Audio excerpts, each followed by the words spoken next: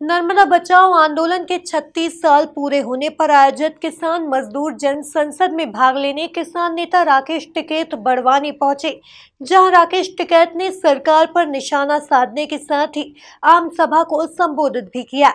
देखिए यह रिपोर्ट।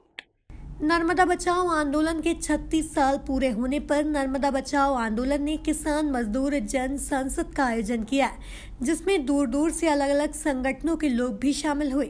आयोजित संसद में हिस्सा लेने आए किसान नेता राकेश टिकैत ने पत्रकारों से चर्चा में कहा कि आंदोलन की शुरुआत नर्मदा बचाओ आंदोलन से हुई, इसलिए आयोजित संसद में शामिल होने आया हूँ। यहाँ से संदेश देने थोड़ा हम आए, यहाँ तो संदेश सीखना है। ये तो आंदोलन की कर्म भूमि है। मेधा पाटेकर जी ने आंदोलन शुरू करा और जो गरीब किसान थे यहाँ पे दिल्ली और देश की और स्टेट की राजधानी से बहुत दूर एक वीरान सा जंगल, एक गांव, और वहाँ से आंदोलन की शुरुआत हुई और पूरी दुनिया में नर्मदा बचाओ आंदोलन की एक पहचान बनी। उसमें बहुत सी कामयाबी मिली, कुछ और रह रही है, उसके लिए आंदोलन शुरू हो रहा है। और ये आंदोलन जंगल वासियों के लिए भी था, आदिवासियों के लिए भी है, ये मछुआरों के लिए भी है, ये पशुपालन किसान के लिए भी है, जिन किसानों की ज़मीन नहीं गई उनकी भी है, जो भूमिहीन किसान हैं, जो पूजा पाठ करके अपना गुजारा बसर करते थे, नारियल और चुनरियाँ बेच कर काम करते थे, यह आंदोलन उनका भी है। यह आंदोलन तो जल जंगल और ज़मीन बचाने का आंदोलन है। इसी आंदोलन से शुरुआत बहुत जगह की हुई और जो अभी किसान संयुक्त मोर्चा है उसका भी एक बड़ा आंदोलन पूरे दिल्ली में चला हुआ है। ये सब उस आंदोलन के हिस्से हैं। अभी 550 किसान संगठन, मजदूर संगठन, मछुआरों के संगठन दिल्ली के आंदोलन से जुड़े हुए हैं। उसमें सभी अपना झंडा, बैनर लगा सकते हैं और पूरे देश की जनता को उस जो किसान संसद हुई है उस पर विश्वास रहा है। और किसानों ने भी अपनी संसद चला के पार्लियामेंट के बाहर दिखाई गई है और जो चुने हुए सांसद हैं उन्होंने किसानों की संसद में बैठ के उनकी कार्रवाई को देखने का काम करा है। और आने वाले टाइम पे ये देश में आंदोलन और आंदोलनकारी हमेशा काम करते रहेंगे। उसी के लिए ये यहाँ पे आज समागम पूरा हो रहा है। सब लोग यहाँ पे हैं, आज सब लोगों की बात वहाँ पे सुनेंगे। जैसे जैसे आंदोलन चला 36 वर्ष हो गए और आज के हमारे पूर्ण रूप से हम तो देखने आए हैं। सब लोग यहाँ पे जितने भी लोग यहाँ पे आए हैं, बाहर से आए तो सब लोग देखने आए हैं। हम सब लोगों की, यहाँ के गांव के लोगों की बात सुनेंगे, उनको आंदोलन का अनुभव कैसा रहा, क्या क्या उनके एक्सपीरियंस रहे, तो इसी एक्सपीरियंस को लेकर हम आगे और बढ़ेंगे। तो लगातार यहाँ पर आंदोलन के माध्यम से जो किसानों के हित में और मजदूर मछुआरों के हित में काम करती आ रही हैं, लेकिन कहीं न कहीं सरकारें बातें मानने से पीछे हटती हैं, इनकार करती हैं।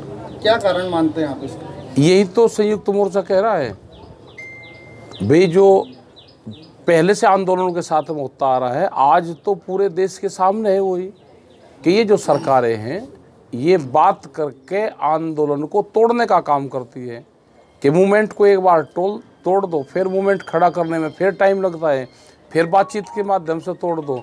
कुछ टाइम पे नेताओं पे पर्चे दर्ज कर दो, उनको सज़ा करवा दो, कुछ डर जाएंगे, कुछ टूट जाएंगे, कुछ भाग जाएंगे और बड़ी बड़ी कंपनियों का राज करवाना चाहते हैं। यही तो आंदोलन को तोड़ने का काम है। दीदी ने लगातार मांगे करी कि जो स्वामीनाथन आयोग की रिपोर्ट है उसको, उसकी सिफारिशों को लागू किया जाए, लेकिन सरकार का ये कहना है कि हमने उन्हीं सिफारिशों को लागू किया है। नहीं, क्या बच्चा लग रहा है आपको? पूर्ण रूप से गलत कहती है सरकारें।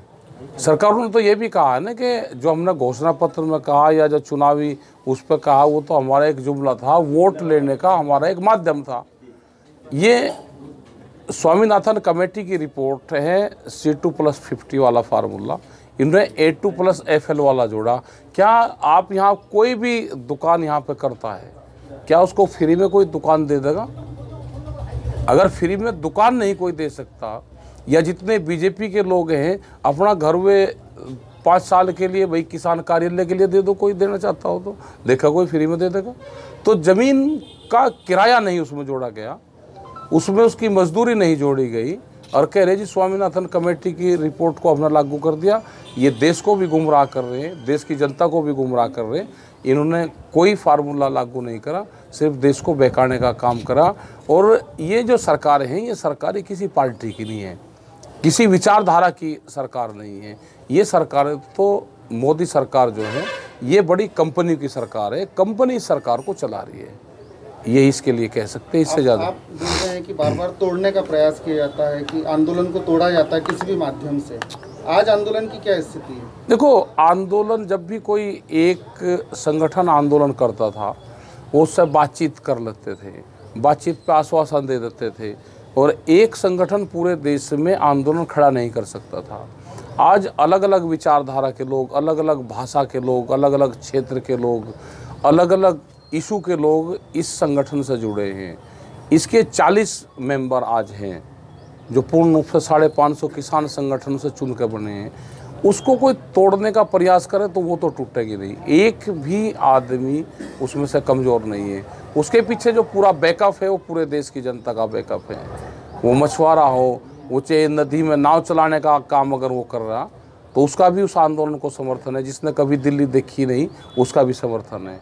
जो कभी कर्नाटक से लोग दिल्ली आए ही नहीं, जिसने कभी बस में बैठ के देखा नहीं, जिसने कभी शहर की चमचमाती बिल्डिंग नहीं देखी, उसका भी उस आंदोलन को समर्थन है। तो ये आंदोलन तो जन आंदोलन है, इसको कोई नहीं तोड़ सकता। इस दौरान संसद में नर्मदा बचाओ आंदोलन से जुड़ी मेधा पाटकर समेत बड़ी संख्या में सामाजिक कार्यकर्ता मौजूद रहे। Bureau report, MP news, Barwani.